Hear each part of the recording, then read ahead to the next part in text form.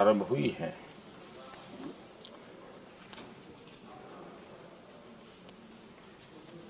काफी साथी यहां से भी जिन मुद्दों को स्पर्श किया गया है उसको तथ्य से और तर्क से सदन को जरूर जानकारी देंगे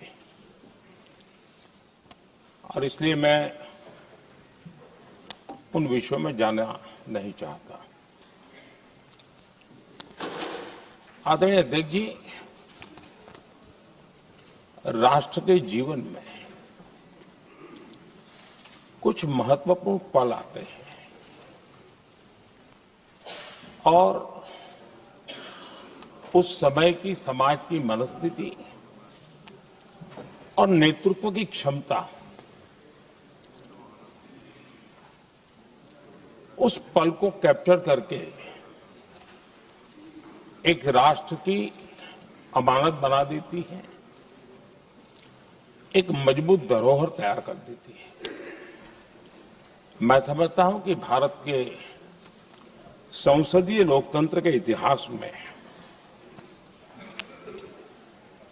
ये वैसे ही पल है। आवश्यकता तो ये थी कि 25-30 साल पहले जब से विचार सामने आया, आवश्यकता महसूस हुई, हम इसको लागू कर देते और हम आज उसको काफी परिपक्वता तक पहुंचा देते हैं और आवश्यकता के अनुसार उसमें समय समय पर सुधार भी होते हैं और यही तो लोकतंत्र की ब्यूटी होती है। हमारी मदर ऑफ डेमोक्रेसी है।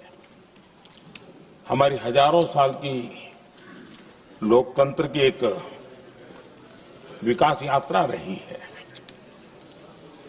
और उस विकास यात्रा में एक नया आयाम जोड़ने का एक शुभ अवसर सदन के हम सभी साथियों को मिला है और मैंने प्रारंभ में कहा है कि हम सब भाग्यवान हैं कि हमें ऐसे महत्वपूर्ण और देश की आधी आबादी को इस राष्ट्र निर्माण की नीति निर्धारण प्रक्रिया में हिस्सेदार बनाने का सौभाग्य मिल रहा है।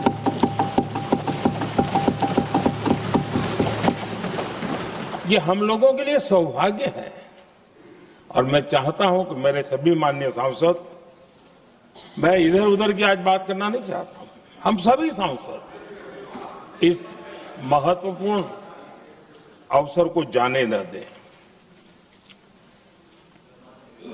हम भारतीय सब मिल करके देश को नई दिशा देने जा रहे हैं। हमारी शासन व्यवस्था को संवेदनशीलता से भरने का एक सार्थक प्रयास करने के लिए जा रहे हैं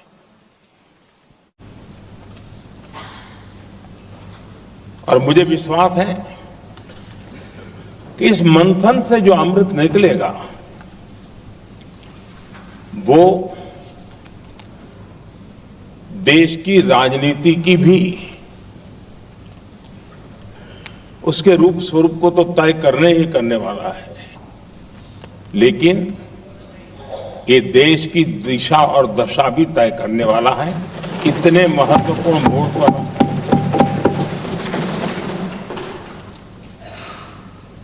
आदरणीय अध्यक्ष जी, 21वीं सदी में भारत एक नए आत्मविश्वास के साथ आगे बढ़ रहा है। विश्व में भी आज भारत की स्वीकृति हम सब महसूस कर रहे हैं और ये हम सबके लिए गौरव का पल है।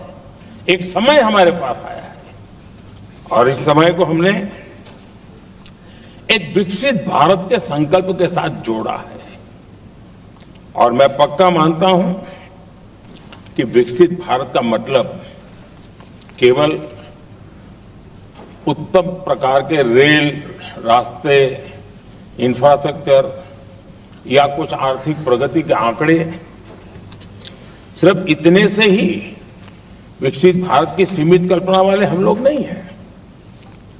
हम चाहते हैं कि विकसित भारत जिसके नीति निर्धारण में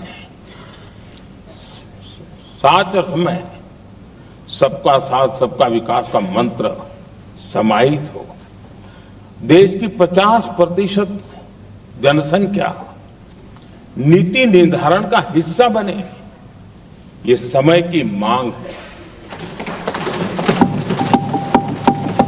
हम पहले ही देरी कर चुके हैं, कारण कोई भी होंगे, जिम्मेवार कोई भी होंगे, लेकिन इस सच्चाई को हमें स्वीकार करना होगा कि जब हम अकेले मिलते हैं तब मानते हैं हाँ यार, लेकिन जब सामूहिक रूप से मिलते हैं, मुझे याद है कि जिस इसकी प्रक्रिया चली थी, सभी दलों से मिलना हुआ है, एक दल को छोड़ करके जिन जिन से मिलना हुआ है, हर एक ने सैद्धांतिक विरोध नहीं किया है। बाद में जाकर के जो कुछ भी हुआ होगा, राजनीतिक दिशा पकड़ी जा रही है, लेकिन जो राजनीतिक दिशा में ही सोचते हैं, मैं उनको भी एडवाइस करना चाहूंगा, एक मित्र के रूप में एडवाइस करता हूं और सबको काम आएगी। हमारे देश में जब से विमेन रिजर्वेशन को लेकर के चर्चा हुई है और उसके बाद जब जब चुनाव आया है, हर चुनाव में महिलाओं को मिलने वाले इस अधिकार का जिसने विरोध किया है, जिसने विरोध किया है, देश की महिलाओं ने उन्हें माफ नहीं किया है। उनका हाल बुरे से बुरा किया है।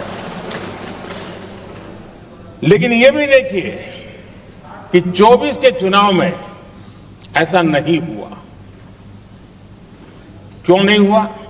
ये इसलिए नहीं हुआ कि 24 में सबने सहमति इसको पारित किया, तो ये विषय ही नहीं रहा। किसी के पक्ष में पॉलिटिकल फायदा नहीं हुआ, किसी का नुकसान भी नहीं हुआ। सहज रूप से जो मुद्दे थे, उन मुद्दों के आधार पर चुनाव लड़ा, क्योंकि 24 में सब साथ में थे। कुछ लोग यहां हैं, कुछ लोग नहीं है, लेकिन सब साथ में थे। आज भी मैं कहता हूं, अगर हम सब साथ में जाते हैं तो इतिहास गवाह है कि किसी एक के राजनीतिक पक्ष में नहीं जाएगा। ये देश के लोकतंत्र के पक्ष में जाएगा, देश के सामूहिक निर्णय शक्ति के पक्ष में जाएगा और हम सब उसके यश के हकदार होंगे। न ट्रेजरी बैंक उसका हकदार रहेगा, न मोदी उसका हकदार रहेगा, यहां बैठे हुए सब हकदार रहेंगे। और इसलिए जिन लोगों को इसमें राजनीति की बू आ रही है, मैं चाहूंगा कि वो खुद के परिणामों को पिछले 30 साल में देख ले। फायदा उनका भी इसी में रास्ता दिखाता हूं। इसी में फायदा है कि जो नुकसान हो रहा है उससे बच जाओगे। और इसलिए मैं समझता हूं कि इसको राजनीतिक रंग देने की जरूरत नहीं है।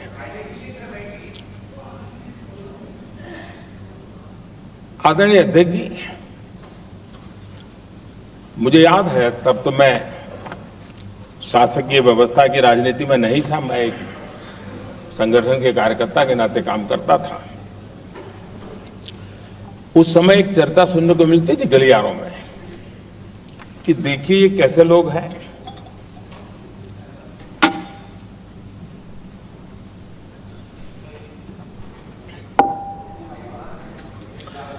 पंचायतों में आरक्षण देना है तो बहुत आराम से दे देते हैं, लेकिन आप कह रहे हैं तो कह रहे हैं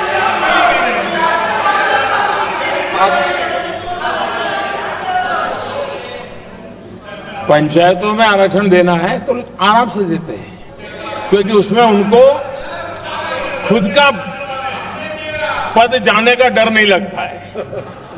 उसको लगता है हम सुरक्षित यार वहां दे दो। ये उस समय गलियारों में बहुत चर्चा थी कि बोले कभी नहीं करेंगे यहां बैठे हुए। क्यों? क्योंकि उनका कुछ जाएगा और इसलिए और बगैर पंचायत का हो जाता है।